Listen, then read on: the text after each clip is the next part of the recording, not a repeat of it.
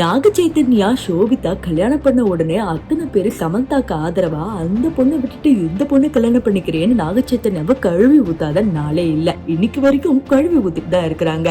ஆனா கொஞ்ச நாளுக்கு முன்னாடி நம்ம சமந்தா செகண்ட் மேரேஜ் பண்ணிக்கிட்டாங்க அப்படிங்கிறது நம்ம எல்லாருக்குமே தெரியும். ஆனா இந்த மேரேஜ்க்கு அப்புறம் சம்பந்தமே இல்லாம சமந்தாக்கு நிறைய ஹேட்டட் வருது. அதற்கு காரணம் அவங்களுடைய மோதிரம் தான். அவங்களுடைய மோதிரத்தை பார்க்க போது இப்ப போட்ட மாதிரி தெரியல.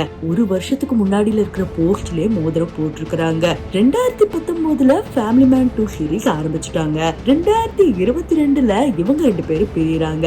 அதே மாதிரி டைரக்டர் அடுத்த வருஷமே தன்னுடைய மனைவியை பிரியறாங்க.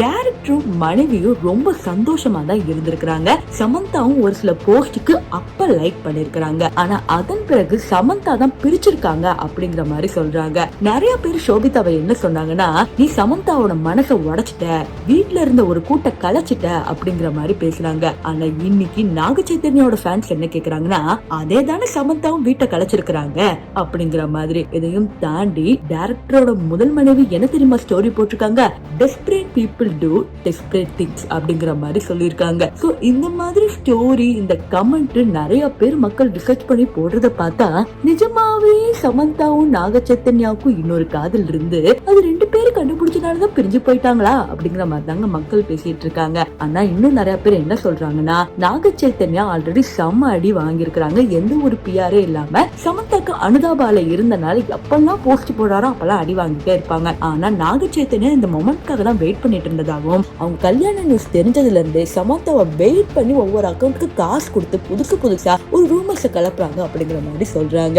இதை பத்தி நீங்க என்ன நினைக்கிறீங்க? சமந்தாக்கு கல்யாணமான பிறகு விஷஸ் பதிலா நிறைய வன்மம் தான் வருது.